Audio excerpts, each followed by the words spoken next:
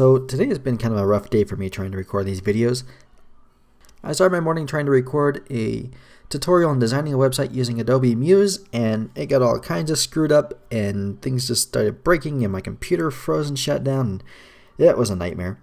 Then I thought, okay, I'll just make a video on how to optimize a Muse site. There's not a lot of content on the internet on that.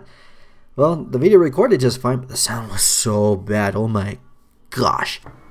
Okay, and there is our tracking code. Good.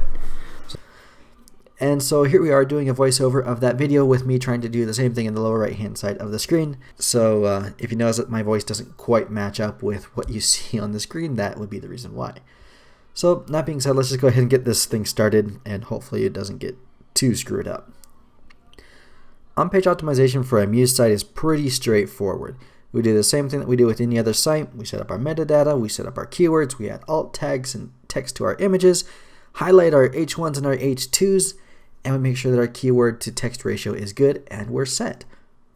To get started from the site overview screen, we're going to right click on the pages that we want to optimize, and we click on page properties. This is where we find our metadata, our keyword, and header information. If you want to add header text to all of your pages all at once, you will want to right click on your master and go to properties. This will add whatever information to all the pages that use that same master. This is really handy for things like adding Google Analytics or any other sort of tracking program that you might use. Alright, back to our page. We add in our description, our keywords, and our analytics tracking code. In this case, we're using Google. Okay, now onto the site. We have a few elements here that we want to highlight. We have our logo, we have a few images of different vehicles, we have our 5-star rating from Facebook, and we also have some text that we want Google to pay special attention to. We will be marking these as H1s and H2s. To add alt text to our images, we right click on them and select the option that says Edit Image Properties. Here we add our tooltip and our alternative text. Aside from helping Google know what the image is about, this actually helps improve accessibility to our sites. So for example, if somebody with a visual disability visits the site, they usually have to use a screen reader program, and what it will do is it will read through all the text, but when it gets to the image, it will actually read the alternative text for that image, so that way they know what the picture is of.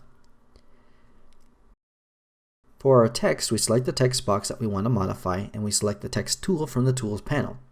At the bottom of the Tools panel, you'll see the paragraph symbol with a drop-down menu. The default setting is paragraph, but for the bits of text that are particularly important, such as our headers and titles and other bits and bobs that contain some of our keywords, we want to make sure that we highlight them. H1 usually refers to the main title of the page or sections of that page, while an H2 is an important subsection. Once we've highlighted all the important text, we save the site and we publish it.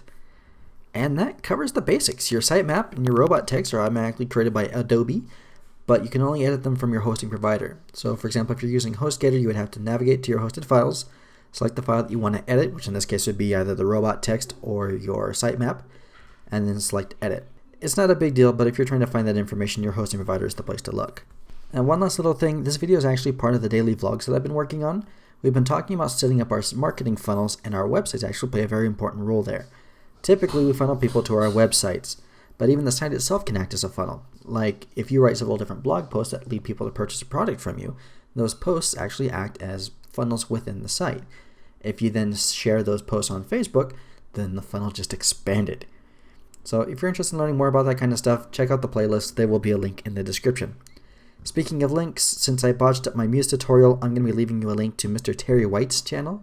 The guy is an expert on all things Adobe. He has some really great tutorials and guides available. We absolutely love him.